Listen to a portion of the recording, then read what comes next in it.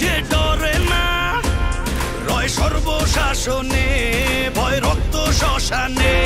মুক্তির আগেই যেন শাকিব খান অভিনীত রায়হান রাফি পরিচালিত তুফান যেন ঝড় তুলেছে। টিজার ও লাগে উড়াধুরা শিরোনামের গান প্রকাশের পর থেমে নেই এর চমক। এবার মুক্তি পেয়েছে ছবিটির টাইটেল ট্র্যাক।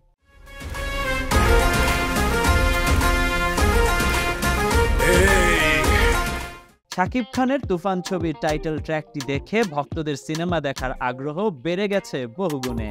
যেমন অ্যাকশন তেমনি থ্রিলার, প্রতি মুহূর্তে শাকিব খানকে দর্শক আবিষ্কার করেছে নবরূপে। গানটি লিখেছেন তাহসান শুভ, সুর ও সঙ্গীতায়োজন ও প্রোগ্রামিং করেছেন নাবেদ পারভেজ, গেয়েছেন আরিফ রহমান জয় ও রূপাস্তা দাদু।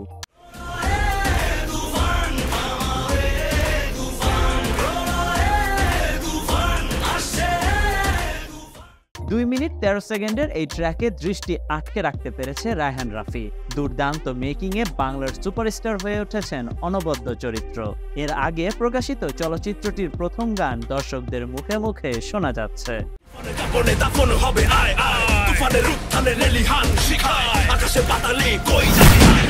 বোঝাই যাচ্ছে গান সহ তুফান সিনেমা বাজিমাত করবে কোরবানি ঈদে। ইতোমধ্যে আনকাট সেন্সর পেয়েছে সিনেমাটি।